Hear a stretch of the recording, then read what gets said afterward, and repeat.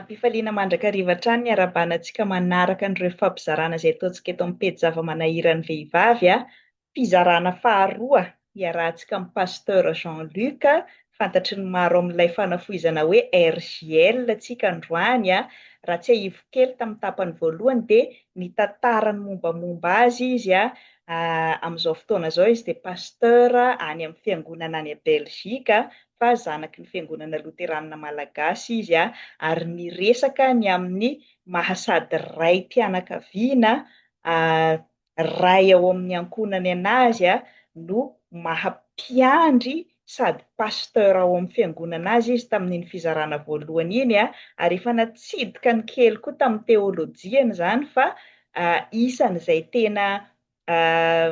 efa nanao fikarohana izany izy nahita an'ilay sady maharay no mahareny an'Andriamanitra, ka izay indrindra no isan'ny novelabelarintsika misimisy kokoa amin'izao fampizarana faharoa izao izany amin'ny maha-pasteur lehilahy anazy aiza ho aiza ny fahitany sy ny hevitrany manoloana ny hoe patriarkalisma sy ny resaka féminisme, indrindrandrindra manoloana ny teolojia kristianina. Dia mamerina fiarabana sy fisaorana hatrany amin'ny pastora mizara amintsika eto amin'ny pejy amin'izao fankalazana fetin'ny iray izao raha ny mahazatra antsika dia vehivavy no atao interview milaza ny fahitan'ilay hoe patriarkalisme sy resaka féminisme, fa tsy vahiny lehilahy voalohany koa moa izany pasteur fa isan'ny hoe mahaliana indrindra anao manao réflexion théologique lalina hoe inona aloha ny azonao amaritana an'izany hoe patriarkalisme sy féminisme izany, tsy misy teny gasy mihitsy moa izany ilay izy mazava ho azy dia ohatrany ahoana ny fijerinao manokana anazy? Ia, misaotra betsaka amin'izay fanontaniana izay. Alohan'ny zavatra rehetra angambany dia tsara ny mazava ny hoe matetika moa rehefa miteny hoe féminisme ao anatin'ny eritreritry ny olona dia tonga dia avy hatrany hoe droit de la femme foana, ohatran'ny hoe tonga dia droit no resaka. Za tsy handeha amin'ny resaka hoe droit fa amiko resaka concept ilay izy, resaka principe. Satria mantsy raha vao resaka zo dia va négocier hoe ohatrinona izany tokony ho karaman'ny vehivavy, ohatra hoe resaka hoe fitovizan'ny karamany amin'ny toeram-piasana nefa mitovy diplôma, ny fanomezana posta ho an'ny fiangonana sasany hoe ordination-na vehivavy sy ny ordination-na lehilahy, izay anisany ao anatiny fa tsy iny ihany. Raha vao izay fotsiny izy dia amiko lasa réductrice ilay izy, lasa ohatran'ny hoe meo anay ny zo anay dia vita kabary. Fa ilay izy amiko karazana principe mihitsy ao anatin'ilay izy. Ao ihany koa ny argument'ny olona sasany amin'ny resaka hoe droit de l'homme, hoe tany amin'ilay hoe moa ve ozy izy ny zon'olombelona ambony noho ny soratra masina ozy ny teolojana sasany. Lasa baiboly mitovy lalana amin'ny baiboly ny droit de l'homme satria tafiditra ao anatin'izany izy. Dia ho anahy zany ho anahy manokana tsy resaka miralenta loatra le izy na fitovian-jo, fa amiko ny fomba ilazana an'izany dia ohatran'ny fomba hideviana resaka fotsiny, tsy hiditra amina problème de fond ilazana an'izy. Ohatra anankiray fo izao nisany tamina commentaire tamina pagena fiangonana anankiray sy taonako anarana, nahagaga anahy hoe pasteur théologienne manana ny maizy azy nanana réflexion hoe raha vao manaiky ny ordination na vehivavy io izy dia boîte de Pandore anekena ny ordination na ny homosexuel. Eo le raisonnement hoe ahoana ny fandraisan'izany zavatra izany hoe tompona izany dia ohatran'ny hoe satria izany hoe fanomezana toerana ny minorité ve, eo mihitsy zany misy contradiction. Satria miezaka manakatra an'ilay raisonnement zany ankoatran'ilay fotosaina conservateur patriarcal, fa miezaka manaraka cohérence logique dia hoe satria ve zany iny anokatra lalina ho an'ny minorité entre guillemets. Dia nefa ny vehivavy ve minoritaire, point d'interrogation, ce qui est faux. Donc zany tsy mitombina le raisonnement raha vao zay nitondrana azy. Ny sujet anankiray koa nefany ny extrême anankiray koa nefany mampatahotra ho antsika tia faritra Occident dia ilay ultra féminisme amiko lasa natao tsy tena féministe amiko reny hoe tsy féministe fa natao no bouc émissaire le féminisme mba hahatongavana amina resaka ultralibéralisme hafa ohatra zao le association na femen reny zao ohatra hoe miady zony vehivavy izy nefa rehefa tena sokirina lalina zareo a cause politique sy zavatra hafa ny tena ambadiky le izy de atao tohatra fiakarana le hoe féminisme donc zany a ho an'ny féministe zany mila mitandrina be satria etsandaniny ny patriarcat manao nefa hatram'izay eto ankilany koa infiltré ianareo ataoko hoe ianareo zany satria misy olo-kafa tady hiakapare an'le izy ohatran'le kana le resaka wokisme ohatra le wokisme ane raha ny tena ara-tantara de niatomboka tamin'ny Martin Luther King le hoe famoazana ny sain'ny olona hiady ny zoan'ny mainty hoditra mba ahazo zoany de hoe mila éveiller de nefa iny lasa ny nampiasaina amina zavatra hafa le izy de lasa iny filozofia wokisme iny de zavatra hafa tanteraka mihitsy ary nampalelo aza lasa ahoana filaza zany nataony zareo sambo dokotra le concept woke tamin'ny voalohany lasa zavatra hafa de le tena tompony lasa tsy afaka tentsony fa ohatran'ny amijory ka eo zany no nana zany mila définissena tsara le izy hoe ahoana mba tsy ho tonga am'izay zavatra zay ny fanontanianao teo hoe ahoana ny fanazavanao an'izy a misy expression ray zay manao hoe un train peut en cacher un autre ozy ny vazaha zany hoe ao ambadiky ilay patriarcat fijeriko azy a de tena le figure paternelle loatra no tianjareo arovana fa resaka problème na pouvoir zany hoe faux problème le izy amiko faux débat dia mody ohatran'le teo hoe féminisme ty amin'ny patriarcat koa zany a tia hametraka hoe anka ny sacerdoce ane dia tokony apetraka amin'ny lehilahy foana satria ny lehilahy ary misoratra masina jesosy lehilahy eo ntsika verina am'le teny teo andriamanitra lehilahy de manao raccourci ny olona amin'ny argumentation un peu littéraliste dia miarranger an'le olona zay zavatra zay kanefa ny any tena marina dia misy karazana ona filaza ko azy misy karazana problème na cléricalisme fady zay le izy resaka pouvoir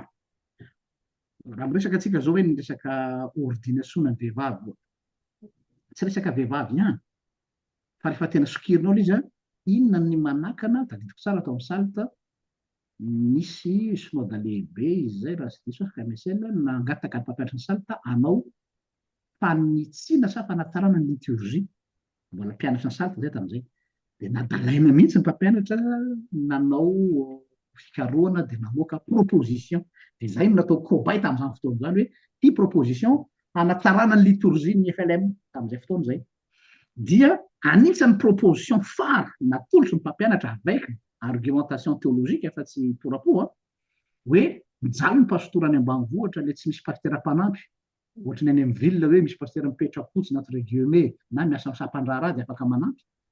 de hoe atao ahoana ny anampianareo rehefa andro fety-piangonana amin'ny fampandraisana dia ny avoqué docteur Bemanatso Noël tamin'izay fotoana zay hoe inona ke moa izy ny tsy anaovana tamin'ny ohatrany tamin'ny andro Lotera zay nivadiny Lotera niaraka nampandray taminy zay le tantara de tonga de débat be mbola vonivona fivina fa président Sinode angamba nisy fa mbola tsy resaka MSL koa hoe non tsy mety le hoe laïque tonga de hoe laïque fotsiny hoe laïque tsy tokony hiditra anaty altara donc zany tena misy resaka lutte de pouvoir amin'ny ao ambadika de mody joevana amina resaka hoe patriarcalisme sy ny sisa donc zany a resaka hoe ty ve no bafa elatsika le tena hoe ty ve sisa no mba fa efany de mbola mifampizarana aminareo koa fa tsy afahampy anareo ve ny mitory any ambony pulpitra ny mampianatra any amin'ny sekoly mampianatra amin'ny faculté tsy efa sacerdoce zany fa ty mba aleo mba caste gardé anay ohatran'izay zany izy fa tsy assumer hatramin'ny farany izy fa somary nahodinkodina le resaka tao anatin'le izy donc zany a ho anahy zany am'izay fotoana zay le patriarcalisme synonyme na lutte de pouvoir zay io fa tsy resaka farisendahatra principal théologika mihitsy. Tsy misy construction théologika mipetraka azo anaovana débat fa faux problème le izy dia ahodina any le resaka. Jeriko zay fa mety ho diso fa anahy manokana. Avy dia niditra lalina be moa tsika vao nanomboka le resaka. Zaho manokana moa zany avy dia ohatran'ny hoe mahazoazo le tia amin'ny pastora ho lazaina fa raha eritreretintsika zany hoe tena misy olona vao amin'izao fifampiresantsika zao izy vao maheno an'izany hoe patriarkalisme sy féminisme zany inona no tena hoe définition ana débutant zany afaka atolotra ny pastora hoe anazavana inona moa zany patriarkalisme zany, inona moa zany féminisme zany ka mahatonga an'ireo le hoe faux problème sy ny tena mahaliana anahy amin'izay zany hoe inona ny tena hitan'ny pastora le tena hoe vrai problème amin'izay raha reny ny faux problème. Oui. Raisiko tomboka amin'le féminisme angambany le féminisme raha élémentaire angambany no lazana an'ilay définition dia karazana fitambarana hetsika mouvement anankiray social, politique, intellectuel izay mikendry ny hoe mba hamerenana na miétablisena karazana reconnaissance ny zoan'ny vehivavy entre guillemets ka mba hananany fitovian-jo amin'ny resaka hoe lehilahy sy vehivavy raha ohatra ka tena simplifiena be ohatra zay le izy zany ny fomba anazavany zareo azy. De nefany izay définition zay koa de efa manahirana anahy satria ohatran'ny hoe zavatra tsy misy le zany fa mbola voakety ohatran'ny hoe zavatra vao hoe mbola mila miaditsika mba ho tonga am'izany. Donc zany vao départ mihitsy zany amiko efa tsy hoe diso fa efa misy tendance na le définition tsy haiko ohatran'ny efa misy hoe nareo anie nature eto hoe fa mbola de hoe mandeha am'zany hoe modernité io modernisme io resaka toetsaina moderne io hoe mitovy zo io zay zany le izy ohatran'ny hoe ça a été toujours comme ça c'est faux. Tsika malala tsara fa misy zany société matriarcale zany matriarche surtout aty Afrique hoe la mère matriarche izy no tourne autour d'elle be de be ny modèle de société matriarcale aty Afrique surtout tsika africaine na zay ny zavatra mahagaga na fenina ve izy io sa tsy nahalala ny olona hoe tsy marina zany hoe modèle hatramin'izay ny patriarcat fa nefany ohatran'ny mihina mihitsy na tany amin'ny zay moa nampianarina anay tamin'ny resaka fanaovana analyse étymologique hoe il faut toujours se méfier des dictionnaires. Ny dictionnaire satria ny dictionnaire zany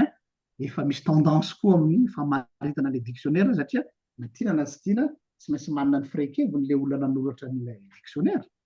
dia miproduire an'iny izy dia ho anay mpanao heviteny de zay zany manady ady foana hoe izy moa nanao le dictionnaire avy izy io dictionnaire io potra à partir an'izay vao mampiasa loupe mijery an'le définition ka raha io définition classique io zany ho anahy tsy mitombona fa amiko zany c'est efa karazana inona filazana zany efa karazana fanivaivana hatramin'ny voalohany le izy fa tsy tena io no hatramin'ny voalohany ka amiko ny féminisme raha anahy manokana zany définition proprement ho anahy manokana dia tsy resaka lutte de classe na hoe lutte na genre fa fametrahana amin'ny zay tena izy hatramin'izay zay atao hoe amiko ohatra mitovy amin'ireo fahalavona ihany misy ny chute rehefa misy chute very le zavatra fa mila apetraka averina amin'ny toerany fa tsy hoe voaho eo zay zany le fomba fijeriko anatin'izay zavatra io raha vao zay mantsy le izy tonga de efa d'égal à égal vao miainga le resaka de à partir an'izay mandeha am'izay amiko mandeha ho azy tsy mila hidivana akory hoe tokony hitovy karama ve tokony hitovy la question se pose même pas fa matoa mbola mipetraka zay amiko de hoe posturan'le olona zany vao miainga de hoe ohatra zao. Anamafisako an'izay tenin'ny pastora zay mihitsiny koa zany satria tena hoe terme niainga avy taty andrefana zany io féminisme io fa araka ny lazainao teo antsika tany Afrika sy tany Atsinanana ane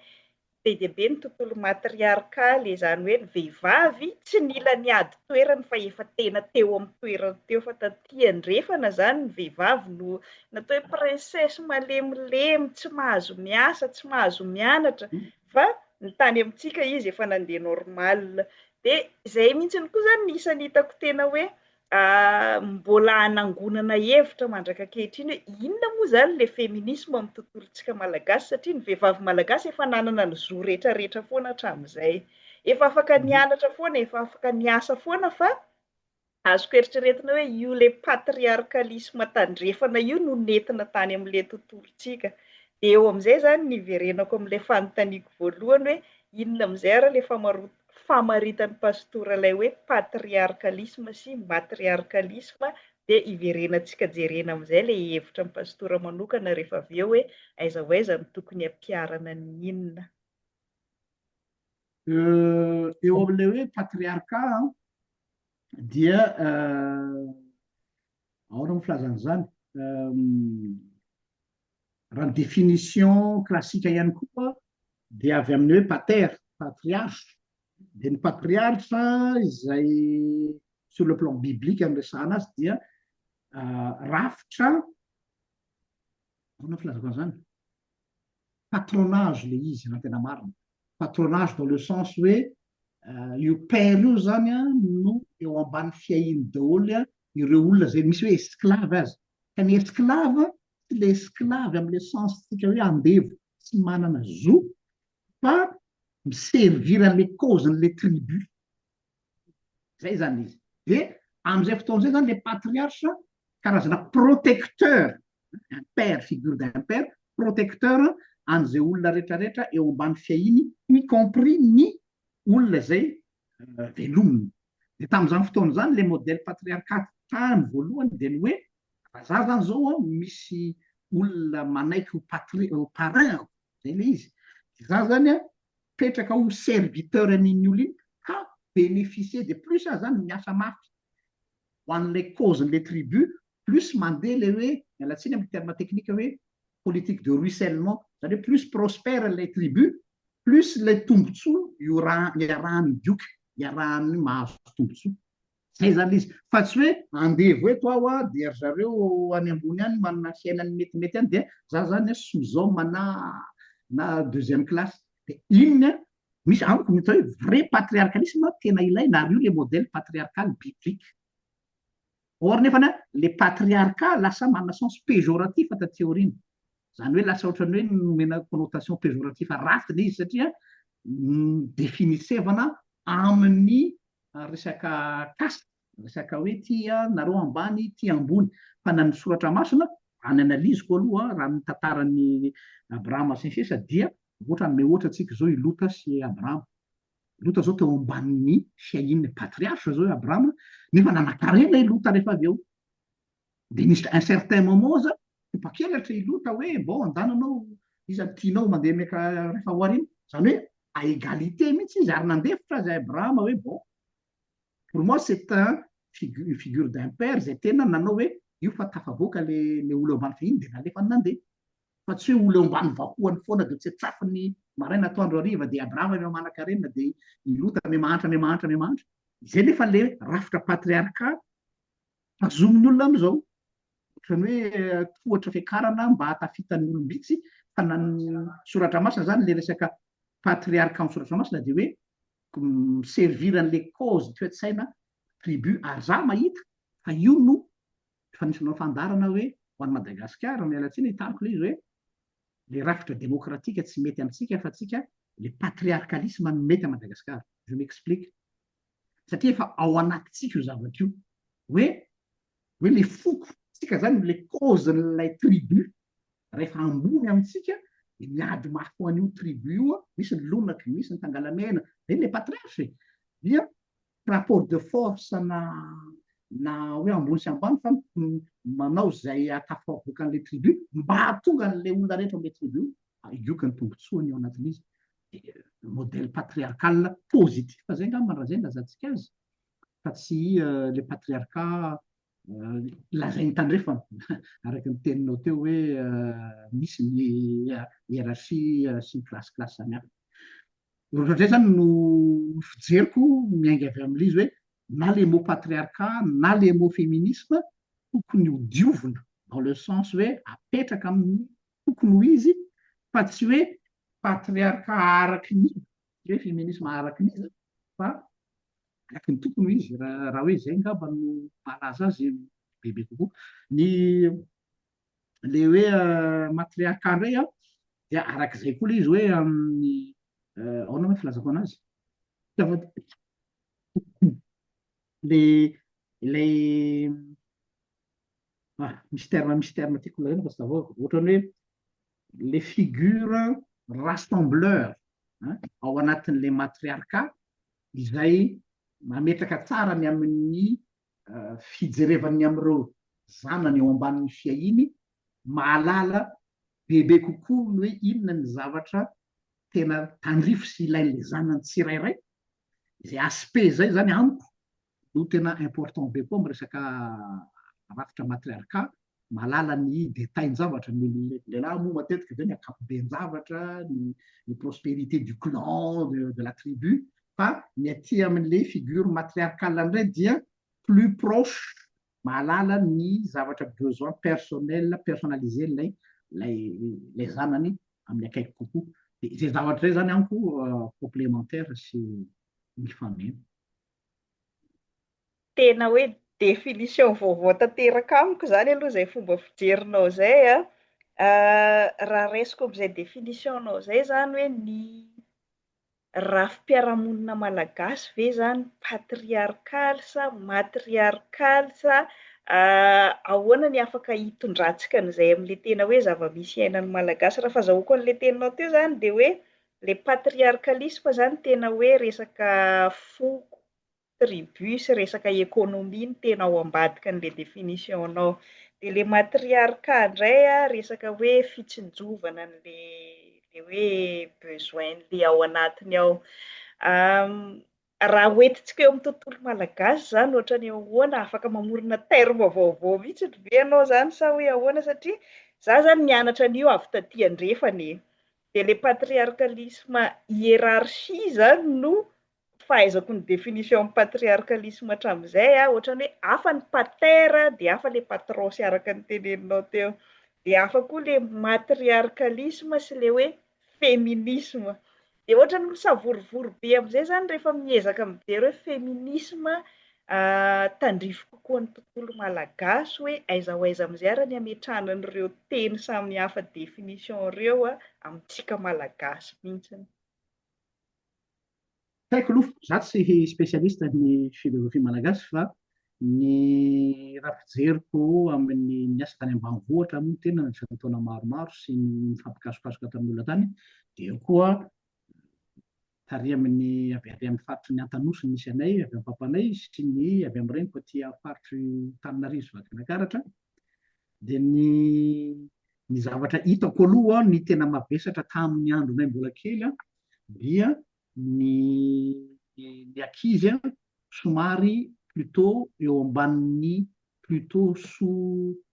couverture na reny plutôt le matriarche zay fijeriko azy fa le patriarkale io moa sy tena hoe ohatrany manana aspect plutôt politique dans le bon sens du terme hoe ahoana ny prospérité an'ilay tribu ilay faritra ilay manana fijery somary plus large zany le patriarka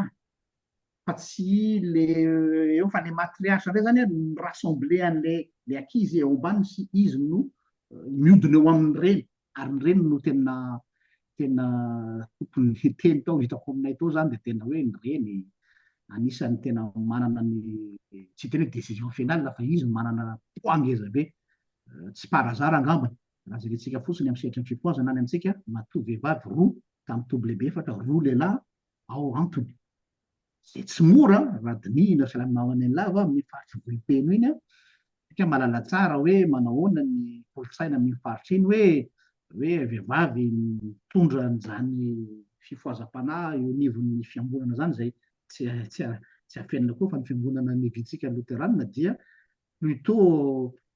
tsy tena hoe patriarcat fa plutôt un peu macho entre guillemets dia tsy moramora no nametraka an'izany fifoazana zany raha tsy efa tena tao anatina fahendrena ary zay no hitako hoe figura betsaka nananany mamany lava zay le izy zany ferme kanefa koa izy zany nanana fahendrena eo amin'ny fahaizana rassembleur Na zany zay côté rassembleur zay no hitako plutôt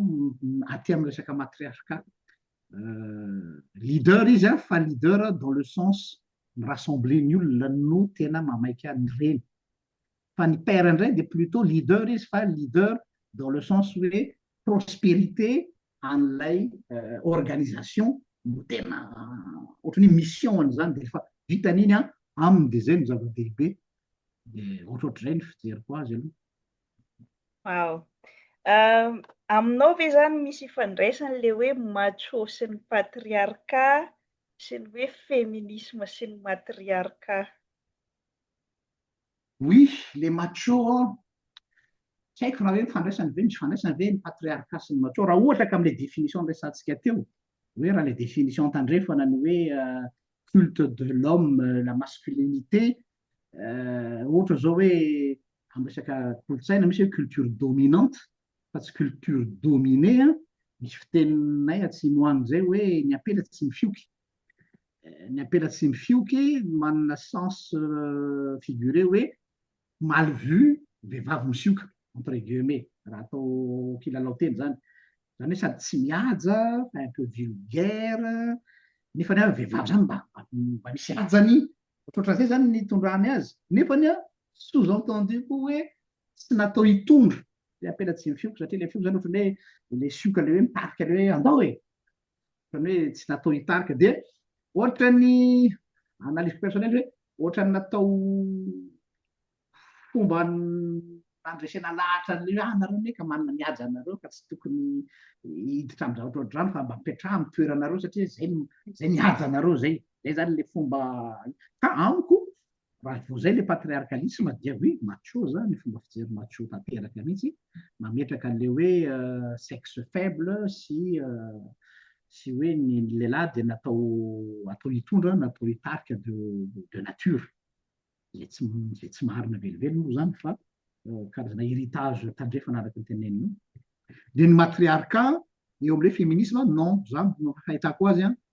le matriarcat c'est araka le teniko teo hoe zavatra naturel le izy, zavatra ao amin'le olona en tant que reny izy a, dia manana zay instinct maternel zay hoentiny miatrika ny fiarahamonina sy ny fiainany ankohonany a. Tsy manana eritreretina paozina féminisme izy ao anatin'izany, fa pour elle c'est naturel. Fa le féminisme indray mantsy tena ohatran'ny hoe mbola misy lutte kely hoe te hametraka, te imposer hoe zay manana placenay eo fiarahamonina ka dia tiany tokony ho izy. Ny matriarcat tsy manana eritreretina zany fa nefa tonga dia ataony le izy satria zay no efa zay no maizy azy. Dia any ny fipetrany amin'ny fotoana izay. Iverenako amin'izay ara le voalohany teo, inona ary zany fahita amin'ny pastoran'le tena hoe vrai problème raha avy dia nanomboka tamin'ny faux problème antsika tamin'ny voalohany? Raha zany hoe vrai eo anivon'ny firenena ve sa eo anivon'ny fiangonana sa inona ohatra ny eritreretinao? Niresaka manko antsika teo hoe hozy pastora hoe le féminisme tsy entiko any amin'le hoe mira lenta sy zo, ary le tena problème hozy ianao tsy eo amin'le resaka hoe sakrameta na ordination fa hoe pouvoir, tiany anay dia tiany anareo. Fa inona zany le tena olana kaira ny tena raha ny fijerin'ny pastora anazy raha amin'le nitondrantsika anazy teny amin'ny voalohany hoe le vehivavy miadiny zono ve le féminisme sa inona le tena olana nampipoitra an'le féminisme tao anatin'le tontolontsika malagasy indrindrandrindra? Ny prétention hiteny hoe zao no tena antony a, fa ny olana aloha raha analyse personnel amin'ny tontolo misy any milieu fiangonana sy ny fiarahamonina mazava ho azy dia questionna ino filazana, questionna influence, resaka influence ananana eo anivon'ny fiarahamonina. Donc zany questionna lutte de pouvoir io.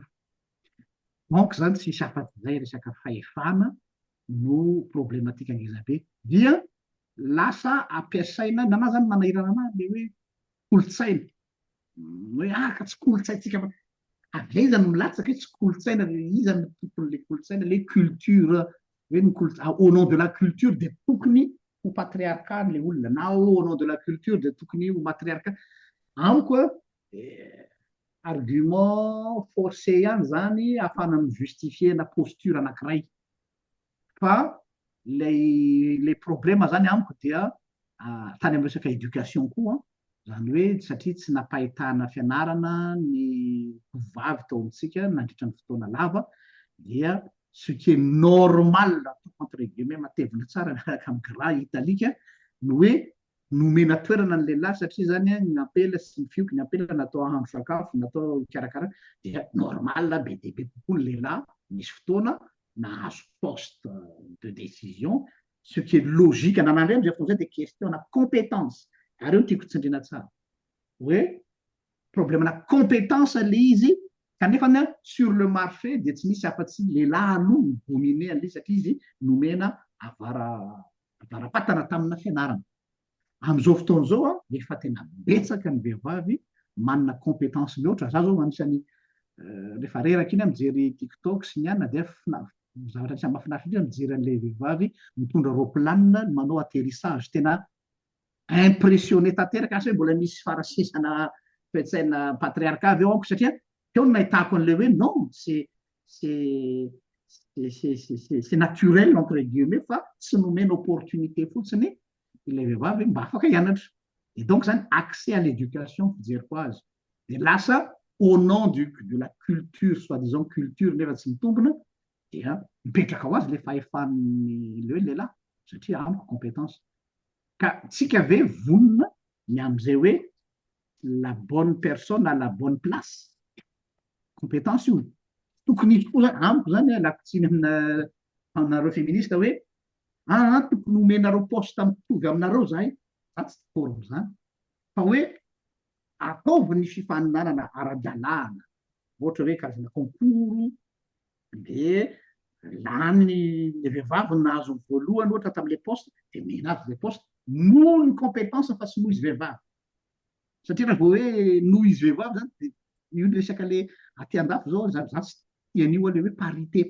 hoe tokony atao mitovy nisan'ny vehivavy sy lehilahy anatin'ny gouvernement de za hoe zay veo aminareo natao hoe miraleta de ohatra mbola misy any zany hoe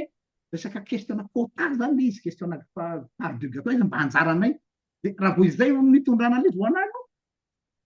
ona le combat hoe za koa mba omeo fa za naona nareo rery de nefa zay medivana le hoe resaka adina pouvoir donc zany hiady pouvoir le izy zany tsika sa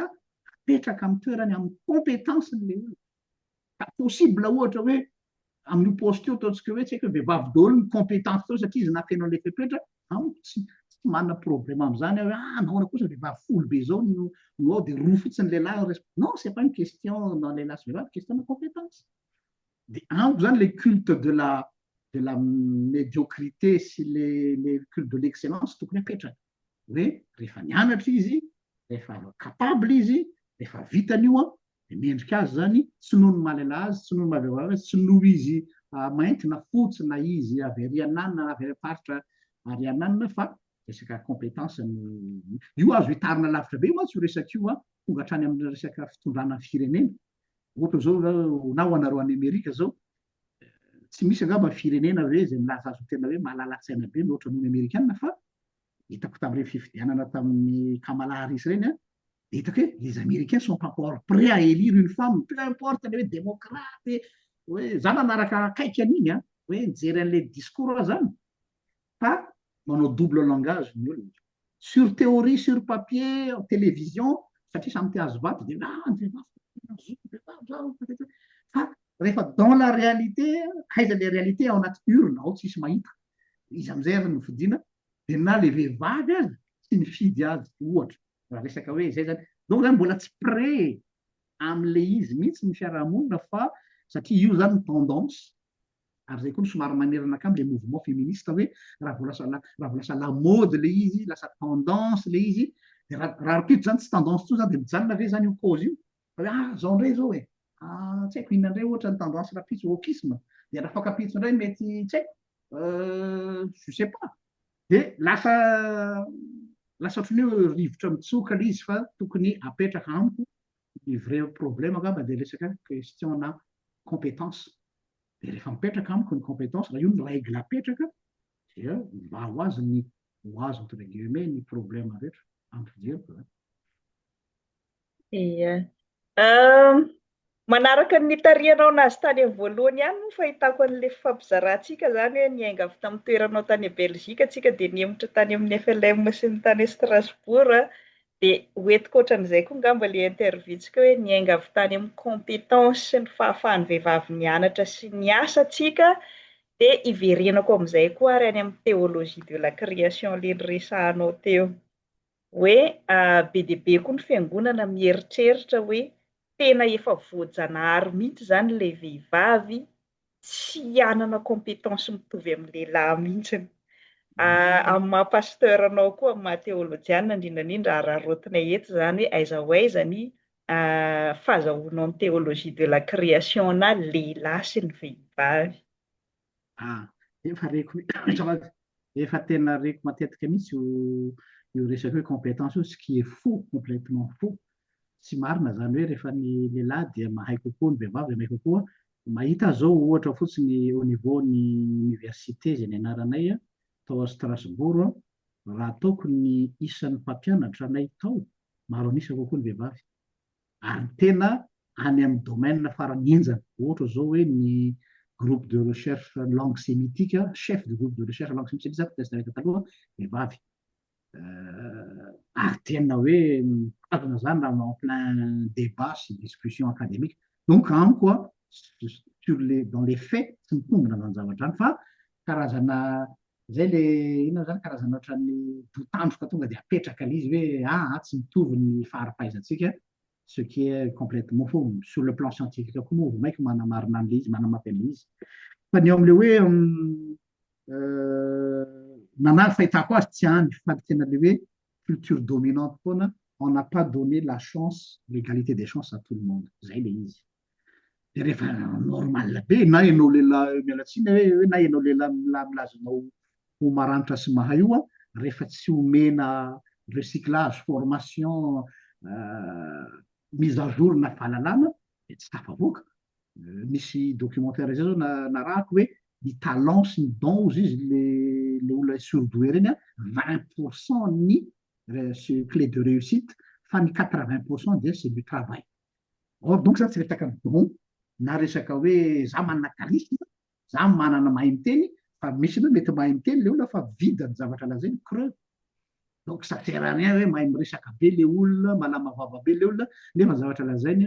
manidinidina any amin'ny habakabaka eny fa tsy pragmatique mipetraka eo amin'ilay tokony ho izy. Donc amiko tena tsy mitombina mihitsy le hoe efa misy zavatra voajanahary fa na ny olona faran'izay talentueuse reny mpanao baolina malaza reny nantanina ry ohatra hoe Cristiano Ronaldo, ry Messi dia nantanina zareo hoe fa ianareo ve olona manokana mihitsy dia izy hoe non, il n'y a pas de filazana azy, il n'y a pas de recette magique ozy izy fa zaho ozy izy alohan'ny entraînement za tonga adiny iray mialohan'ny rehetra manao perfectionnement na tira vita indray ny entraînement dia mbola mijanona adiny iray aorianan'ny olona rehetra. Zany hoe tout est dans le travail, les cultures du travail zany amiko no tokony amafisina mafy. Zany efa mahita sur le plan humain fa ny vehivavy manana ny kiriny kokoa amin'le hoe hanao zavatra ohatra hoe hanao fianarana lavidavitra kokoa noho ny lehilahy satria manana an'izay caractère naturel ve izy hoe prédisposition ny amin'le hoe manohy sy mandeha lavitra. Na ny lehilahy matetika moa oui maneritra zay fa izy tonga dia efa mieritreritra le hoe mila miasa, mila misubvenir amin'ny besoin ny famille amin'izay fa ny fijeriko azy tsy any amin'ny resaka don naturel mihitsy fa resaka travail ny amo culture de travail ny amy tena voiziko nizaniza no miteny an'izany fa ny fianarana ihany sy ny fikarohana zay atao. Ia, efa lavalava ihany ty fizarana faharoa ty tsy tiako afangaro loatra koa le tena resaka antsika hoe momba ny ezaka ataon'ny tsirairay sy le tena hoe teolojia namoronan'Andriamanitra ny lehilahy sy ny vehivavy tena hoe misy ambony sy ambany sy hoe vocation manokana mihitsy ny ve io aleo ataontsika mifampizarana manaraka mihitsy le tena hoe teolojia ranoray indray zany resahantsika satria be dia be koa indrindra ny pasteur sy ny théologiana ataontsika hoe conservateur no manohana ara-tsoratra masina hoe tena reto fotsiny mihitsy no voatokana ho an'ny vehivavy mangina, vehivavy manaiky par rapport amin'ny lehilahy, isan'ny misy fifandonana marobe na amin'ny teôlôjia na amin'ny fotom-pisainana samihafa, dia izay angamba no idirantsika amin'ny fifampizarana manaraka raha mety amin'ny pasteur. Eny tompoko, misaotra anao ny amin'izay fanontaniana izay, ahafahana mitondra ny anjara biriky amin'ny fomba fijery ao anatin'izay rehetrarehetra izay. Za manokana fotsiny tiako tsindriana, za zany tsy dia eny e, mety misy olona zao miheno an'ity fandaranao ity androany dia hiteny hoe féministe zany. Le fait hoe déjà mettre quelqu'un dans une case, za tsy dia amin'izay, mety amin'izay lafin'izay fijerin'ny olona zay misy mantsy olona fanina misy hoe ianao tiana marina libéral sa conservateur sa progressiste sa et tantôt za mystique be, tantôt za un peu scientifique be, tantôt za ka zay mihitsy ny amiko le électron libre hoe tsy raha vao hoe cloisonnena le resaka zany amin'le hoe za féministe na za antiféministe na za dia tsy mampandroso amin'ny analyzeko zay fa objectif fotsiny ao anatin'le izy. Za kosa nefany tsy d'accord amin'le hoe le hoe mitovy le zo hafa fa le mitovy ny lehilahy sy ny vehivavy tsy ao anatin'izay koa, samy manana ny différence mahatonga apetrак'Andriamanitra zavatra dia tena misy ny différence. Il faut pas aussi ohatran'ny hoe nier cela hoe dia hoe satria mitovitsika dia za zao problème aty faritra tandrefana le hoe satria mitovy zo zao dia lasa lavitra be misy dans le sens hoe tsy hanao an'le tasy nieritreretiny zay mpanao intsony le vehivavy no le au nom de fitovizan-jo dia lasa ohatran'ny mifanjana amina responsabilité resy tsika mba mitovy zo dia tokony mitovy daholo tasy par égal. Dia ny zany raha zavatra mékanika ohatra zay mety amiko za hoe no izy tokony spontané hoe za zao bon andeha hitsangana tonga dia sasako ny vily tsy misy hoe lehilahy dia tsy ohatran'ny hoe ambany be na hoe tokony vehivavy raha vao misy an'izay hoe tokony ny anona ny tokony raha vao misy ny zany raha amin'ny teôlôjia raha hoe tokony efa tsy normal izy zay, tsy normal izy zay amiko fa zavatra spontané, zavatra mandeha araky ny amiko andeha amin'ny fitiavana amin'ny zavatra rehetrarehetra, tsy misy calcul na kajikajy na hoe dia ahoana zao fiheverany hoe mba lehilahy ihany nefa manao tafina vehivavy dia ainsi de suite. Dia zay ny ahy zany hoe tsy fantatro moa nareo anatin'le mouvement féministe, tsy fantatro fa za personnellement zany le fait de brandir an'izay le hoe féministe sisa mety vao maiky misuscité an'ilay ao anao zany le karazana le olona le tsy anti-féminisme fa anti an'ilay zavatra tiana pitaina fa amiko zavatra tokony ça va de soi le izy. Avy eo moa ny olona samy manana ny cheval de bataille ohatra hoe ohatra anankiray aminao zao mety mivoaka anatin'ilay thème misy teolojiana vehivavy amerikana luterana tiako be zay any amerikany zay hitako hoe tsy ao anatin'ny figure luterana izy libéral be Nadia von izy moa Bolzer moa izy iny le tatoué be iny izy amerikana izy ao anatin'ny LK izy raha tsy diso aho. Dia ny mission-any justement manana vocation izy any amin'ireo atao hoe discriminer rehetrarehetra be dia be zany le stigmatisé eo niveau fiangonana zay izy koa tatran'izany stigmatisation zany taloha. Dia tena ny azy mazava tsara io no zaho izy tsy ao anatin'ny dynamique na lutte de classe na hoe reconnaissance fa mipetraka amin'le hoe averina amin'ny toerana izay nametrahan'Andriamanitra azy ny olona en tant que être humain. Voilà. Dieu aussi je me regarde comme je suis mais pas comme je devrais être. Zay misy le tokony mba ho zao ianareo dia foana matsy le problème ka tokony mba ho eto fa tsy elo dia le hoe tokony mba zay manahirana.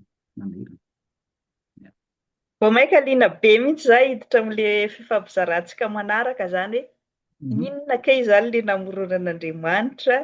dia avy aiza le tokony ho zao dia eo no hitondrantsika ny fifampizarana manaraka indray zany hoe tsara be ny nametranao an'izay position zay tsy manaraka hoe mouvement féminisme na mouvement conservateur na mouvement zao na scientifique na inona le izy fa tena hoe miainga avy amin'ny soratra masina, miainga avy amin'ny teôlôjia ranoray mihitsy zany ny hitondrantsika ny fifampizarana. Mankasitraka indrindra tompoko.